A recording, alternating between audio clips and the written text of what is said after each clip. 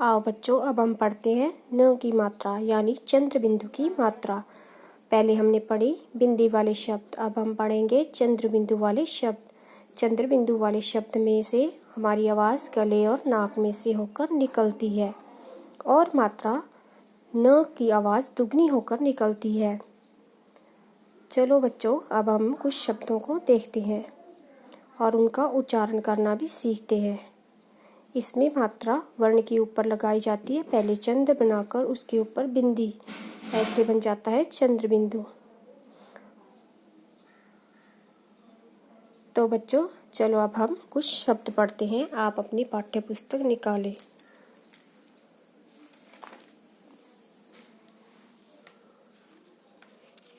दांत, सूंड, पाँव, पूंछ, 5, आंवला, बांसुरी। तो अब हम और शब्दों को देखते हैं।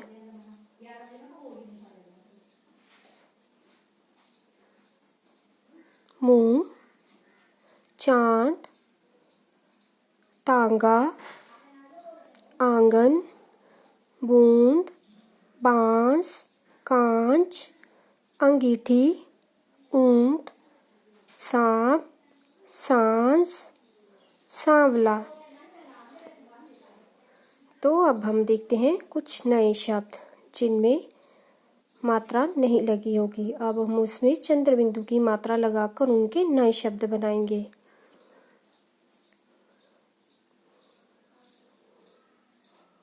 तो पहले है कांटा।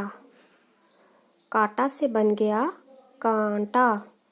जब हम इसमें चंद्र बिंदु लगा देते हैं तो क्या बन जाता है? कांटा। आगे है आधी। आधी से आंधी। पूछ से बन गया पूंछ। कहाँ से कहाँ। चाटा से चांटा। तो अब हमने देखे कुछ नए शब्द।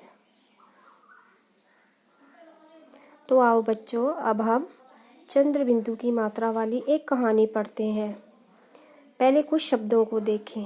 लहंगा, महंगा, कलियां, डालियां।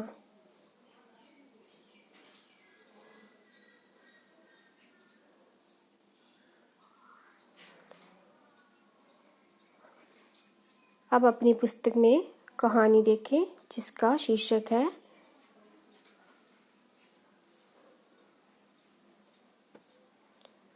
चांदनी का गांव। नदी के किनारे था चांदनी का गांव। उधर पेड़ों की थी घनी छांव। गांव के बाहर थे गेहूं के खेत। खेतों के पास था कुआं। कुएं के पास थे आंवले के 5 पेड़। उन पर बैठी थी चिड़ियां। पेड़ों के आसपास थी झाड़ियां। झाड़ियों में छिपा था सांप। तभी उधर आया बांकेलाल। उसके साथ था उसका ऊंट। सांप ऊंट को पड़ा दिखाई। ऊंट ने अपनी पूंछ हिलाई। सांप डर गया मेरे भाई। उसने डर कर दौड़ लगाई। तो बच्चों, आज हमने सीखी बिंदी और चंद्र बिंदु की मात्रा वाले शब्द। आप अभी इनका उच्चारण करना सीखें तथा इनको पढ़ें और लिखना भी सीखें। धन्यवाद।